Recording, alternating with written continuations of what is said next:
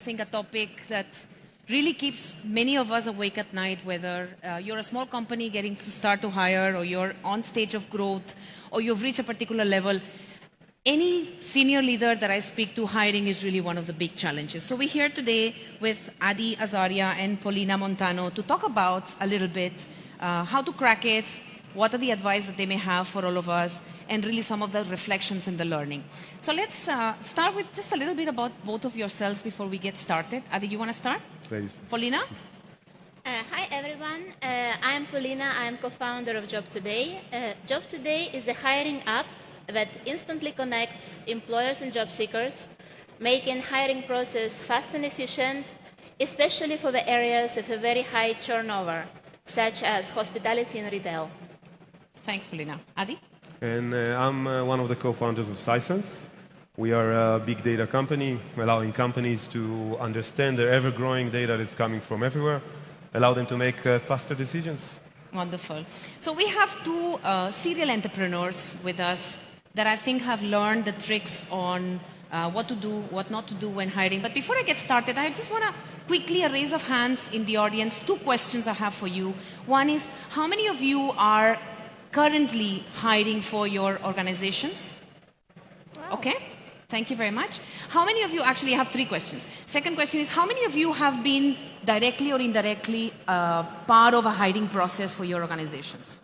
All right, okay, so that's everyone. Now that's the tricky question. I want all of you really to be very honest with us today.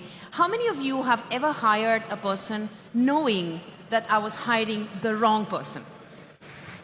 Okay, all right, okay, I don't know what happened to the other hands, but I think one of the things that we know two things for sure as a fact. One, it's hiring is difficult, and two, that even when we know we're making mistakes, we still go ahead and do it. So what we're going to do today in this 18 minutes we have together is try to understand what are the facts and the myths about hiring and how to crack them. So let's start with you, Adi, first.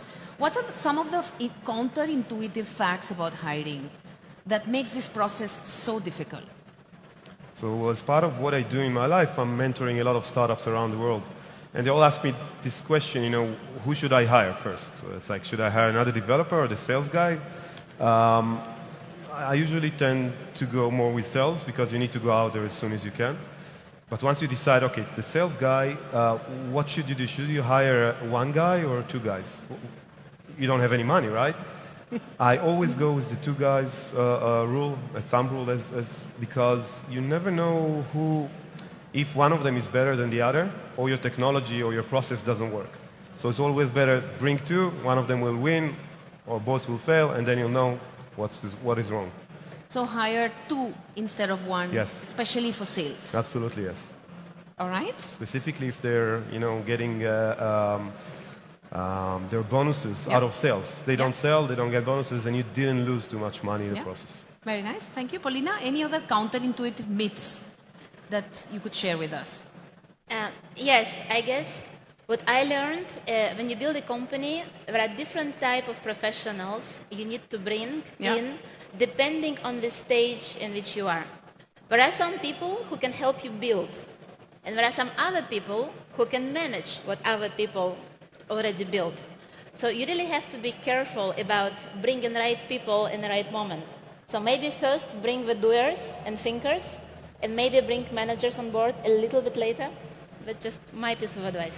Yeah, okay, thank you so much. So you mentioned about what stage you are in business and what you need. I don't think when we grow businesses, we actually have clarity. So what do you need to hire? When should you start hire? How do you go about it? Any way to break this mess? Because when it comes to raising capital, there's kind of like a way to do it. When it comes to building a product, there's a way to do it. When it comes to hiring people, is there a way to go about it? I think so, yes. It's just, continuing Paulina's answer, you need to find, when you start, we need to find the founders type. Yeah. People who will, kill to succeed. Instead of the mercenaries who are coming only to get the money. That will happen when you grow. But specifically, if you're looking for a character when you grow your small business, just find the hungry people. people that wants to be you eventually. Yeah. How do you assess for hunger? Oh, you just put bread on the table, and if they eat, they're hungry. It's a good question. It's a gut feeling. Yeah. But you know when somebody wants to work. Actually, I have a tip for all of you. Yeah. If they're looking for the money, they're not hungry. So during the conversation, if they ask for, my salary, what's the breakup? Okay, applause, no? If you want to applaud, then you applaud. So you're saying if they only interested about how much I'm going to get paid, then that's money probably is the wrong important, person. but it's definitely second or third to. Yeah. Okay, Paulina? Well, how do you go about hiring? I guess the first thing for you as entrepreneur is to understand what it is you're hiring those people for, what it is you want them to do. Because when you know what it is you need them for, then your chances obviously to hire the right person are higher. One thing which we believe in as a company and job today is that experience is not everything. To us, it's really all about personality and the person behind the curriculum, person behind that experience. I honestly think not everyone is cut out to be an entrepreneur or to work in a startup. Yeah. Startup is a very different pace, but you all, of course, know about it already. In startup, you need people who can grow with you and who can help you grow, people who can evolve with your company. They will be wearing very different hats. They will be exposed to growth, and not everybody can handle it. So I think that's something to keep in mind. Don't hire CV, hire a person. Hire a partner, a part of your team. So how do you define that expectation? Because I think one of the things that I'm hearing you say is that you are hiring for hunger, you're hiring for that entrepreneurial spirit. But when we hire people, are we sure that we know what we expect from them? Because that's one big challenge as well. Or do you hire for that hunger and that faith and hope for the best? That, okay, somehow we will be able to work together. How much clarity you need for the role, vis-a-vis how much openness you look for that person to figure out the role as he or she goes along? So first you need, if you didn't do it before, I mean, if you're a technical guy, if you're hiring a sales guy, you definitely need to go and get advice from others. Yeah. Don't think that you know what they're going to make, how they're going to make. Just ask others. It's usually working in the same way everywhere. So I would definitely go and get advice from friends that did it before. That's basically. Yeah. Okay. Paulina? On how do you know you hire a right person for your team? Yeah. How do you know it's the right spirit? Yeah. Well, first of all, many people, they just repeat. In their workflows, they repeat and they copy-paste. Let me say differently, they reproduce things. When you're hiring for startup, you need people who not only can build, but people who can create. Yeah. And how can you sense it? I think there are many questions you can be asking throughout the interview. There are many play roles you can be playing with your candidate. Yeah. And as you play like this role games with them, maybe you can give them feedback and just see and observe how people react to that feedback. beautiful. Because clearly you want people on your team who can grow with you and who can adapt and who can learn fast. Yeah, very nice. You're saying you observe when you give feedback to a candidate, you observe how he or she is actually taking on that feedback, whether he or she is open. Any other tricks? I mean, that's a beautiful trick. So you do that in the interview process. Give feedback to the candidate, so hence you can observe his or her behavior. Any other tips that you can share with us on the hiring process to identify that culture fit, that chemistry, that ability to really work together? I can, but I need to change all my questions afterwards in hiring. But okay, I'll do that. We won't share it with anybody. Okay. We promise. Again, if you're hiring for sales, marketing, people who produce money in the system, you must see that they're hungry enough that they will ask at the end of the interview, what's the next step? Yeah. If you're the one who's telling them what's the next step, they're not fit. If they don't keep on calling you, of course, in some sense, you don't want anybody to do it too much time, too many times. Definitely, they are hungry enough and will be closers. Yeah. So sales closures, that's the main tip in this. Yeah, very nice, very nice. Thank you. what we usually do, we actually test the motivation of a candidate, and I want to see how they think. I want to see how they approach problems. Yeah. We actually give homework to people who apply for positions in job today. Very nice. So I will schedule an interview, and it's really important for me to see the person, to discuss about his previous experiences, what he wants, where he wants to go in life. And usually after the first interview, I would always give them a homework, something they would have to, a problem which we have to solve, and how they would approach it. And it's really interesting for me to see how they're going to deal with that question. Is it going to be something which we done having particularly job today and my issues and my challenges in mind, or would it just be a generic answer which would be suitable for any company? I think that's one way to define the fit. Yeah, It's a very good idea to ask open questions. Yeah. I have my famous question, which I'm asking some of my employees are here. Yeah, sure. So I'll keep on asking them. That's it, thumbs up. Keep on asking them questions like, if I'll take you back in time in a time machine and take you in the future in a time machine, I want to know a lot about them. And if I'm asking these kind of questions, usually they will start telling about, the first thing that they do usually is telling me about their fears. Yeah. Back in the past, no medicines and so on. But each person answer in a different way. Yeah. The best ones understand that it's an interview and everything is in context. Yeah. And if it's a development, role or a sales role, each of them needs to answer in the right way, for me at least. Yeah. And then I know how much they know about the process, how much they know about the role, and that gives me the best tip if they're going to be successful or not. Wonderful. So tell me if you were to share with us one mistake that you have done at some point on hiring, that you think it will be meaningful for all of us, so then we don't do the same mistake. What would that be? In my case, I think it will go back to your counterintuitive question, which you asked in the beginning of interviews. Sometimes when you're a startup and you really want to make it, and you are impressed by some other big players already existing in the market, you think, hey, if I go ahead and I hire someone which comes from this really, really big company who is already successful and has all these important titles on the CV, maybe if I bring this guy on board, he will know all the solutions to all of my startup problems, and it's all going to just be peachy from now on. The thing is, it doesn't work. Because once again, it's about those people from big companies. They usually come and join these companies in a very different stage. So we know how to deal with problems and how to solve problems which bigger companies have.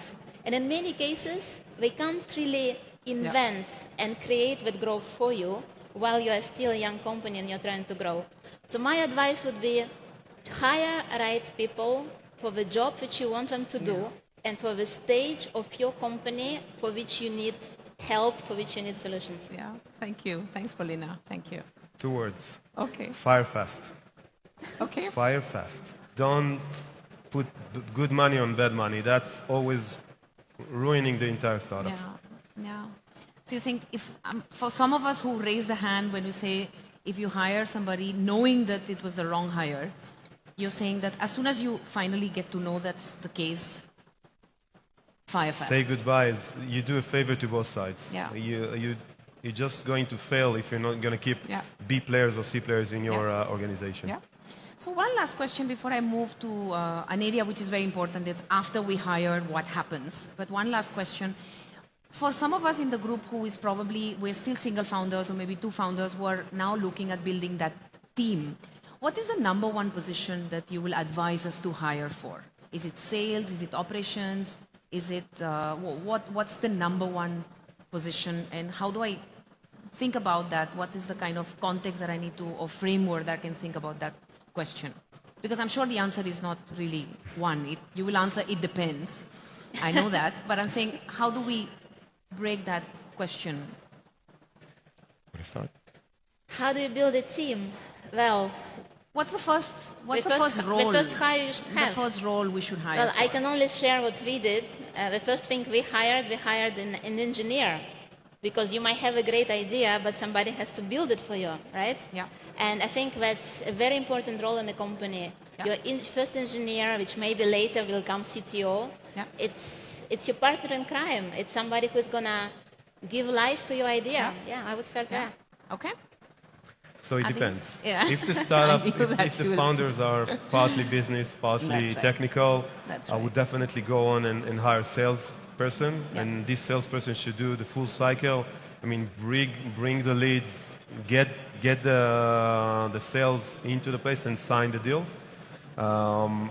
But beforehand, before just a few months before hiring this person, the business persona in the startup Yeah. should go on and do it on its own. Yeah. Without that, nobody can do it for you. Yeah. We've been discussing it before. It's like there is no magic. There is no black box where you say, okay, make sales and sales will happen. You need to do it yourself. You need to, let's say, to feel the ground Yeah. before you teach somebody else to do that. Yeah. So you're saying for sales is the only role that, regardless of what profile you play in the startup founder, any founder has to do the sales job first. Absolutely, yes. You can't grow a sales team if you have not done sales yourself. Founders should understand the value of the product, Yeah. should pitch the value of the product, Yeah. and only then, after they realize what is the value, they can teach it to a salesperson. A good salesperson Yeah. can sell anything, Yeah. and I've seen great ones, Yeah. easily. Just go on, do it on your own. Yeah. You don't have to be the best, but Yeah. definitely understand who are the customers and what are their pain. Okay. Very quickly. We found this candidate. It's awesome. He has the hunger. She has this. She has that. It's perfect fit. We hire the person.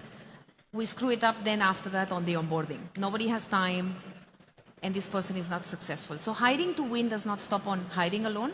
What is the one key takeaway for us on how to make onboarding successful? Just enable your people to succeed. Yeah. It's hard enough to find the right talent, but imagine you managed. Imagine you found the ideal candidate for the job. What happened is all this beautiful, sporadic, chaotic activity which happens in startup in the early days, it's fine until a certain stage. But as you grow, you actually need a little bit more structure and processes in your company just to enable those brilliant people which you bring on board, just to enable them do the work. So just help them, give them tools, give them communication channels, give them responsibilities, give them mandates, be clear about it. Yeah. That would be my Thank advice. you. Thanks. Adi? The magic is within the numbers. Yeah. You need to collect as much data as you can. You need to expose data to them. You need to measure them. You don't need to be, on top of everything they do, but definitely manage them by the numbers to see how many phone calls they're making, how many lines of code. Not really, but Yeah. you get the idea. Yeah, wonderful. So last question for all of us who are hiring people. One thing we should stop doing when we hire, and one thing we should start doing when we hire from tomorrow. Stop and start. Stop looking at resume as a measure for success. Yeah. Specifically, Ivy League universities, it doesn't mean that they're going to be successful at work. Sorry, Ivy League guys. And start, Paulina, something we should start doing. Start. Hire right people for the right time of your company and for the right job which you want them to do. Thank you so much. A big round of applause to Paulina and Adi. Thank you very much. Thank you.